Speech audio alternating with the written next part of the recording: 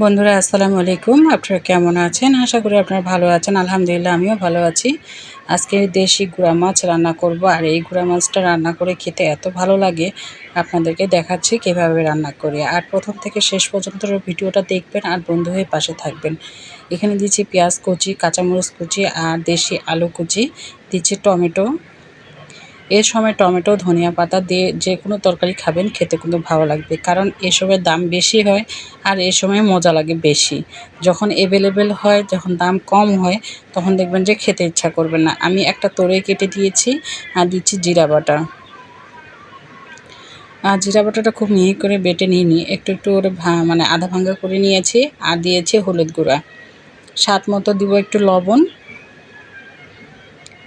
দিয়ে ভালো করে হাত দিয়ে একটু মেখে নিব। আর দিব একটু সাদা তেল। বন্ধুরা, আপনারা এইভাবে কে কে দেশি গুঁড়া মাছ খেতে পছন্দ করেন অবশ্যই কমেন্ট করে জানাবেন। আর আমার রান্নাটা ভালো লাগলে তাও কমেন্ট করে জানাবেন, আর যদি না লাগে তাও জানাবেন।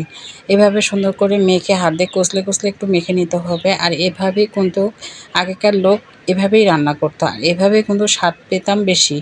আমার মাও যখন রান্না করতো সেটা দেখে আমিও শিখেছি কিছুটা অংশ, যে আমিও এভাবে মাখে মুখে রান্না করতে বেশি ভালোবাসি।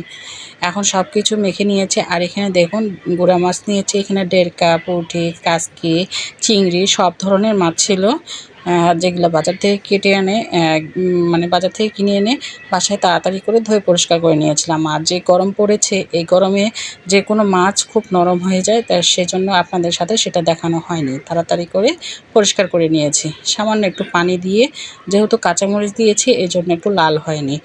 আর শুকনো মরিচ দিলে লাল হতো, কিন্তু কাঁচামরিচের তরকারিটা খেতে খুব ভালো লাগে। এখন করতে দিলাম ধনিয়া পাতা কুচি, যেহেতু জিরা বাটা আগেই দিয়েছি, এখন একটু ধনিয়া পাতা কুচি দিলাম, দিয়ে কিছুক্ষণের জন্য ঢাকা দিয়ে রেখে দেব। আর এতে মাটির চুলায় আগুন দিয়ে দিয়েছি। আর এভাবেই আমি রান্না করতে বেশি ভালোবাসি। এখন দেখুন কালারটা কত সুন্দর হয়ে এসেছে। একটু নেড়ে চেড়ে দিতে হবে, দিয়ে আবার কিছুক্ষণের জন্য ঢাকা দিয়ে রেখে দেব।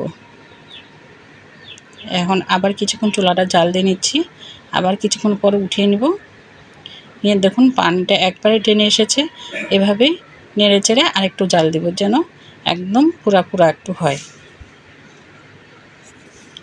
এই মাছ যখন রান্না করবেন অবশ্যই শাকের ঝোল বা একটু মসুর ডাল বা রান্না করে খেতে কিন্তু খুব ভালো লাগে। এখন আমি কড়াইটাকে ঘুরিয়ে একটু পোড়া ভাব করে নিচ্ছি। দেখুন আমার রেডি হয়ে গেছে। এখন কত সুন্দর হয়েছে দেখুন বন্ধুরা, নিচে তেল নেমে এসেছে।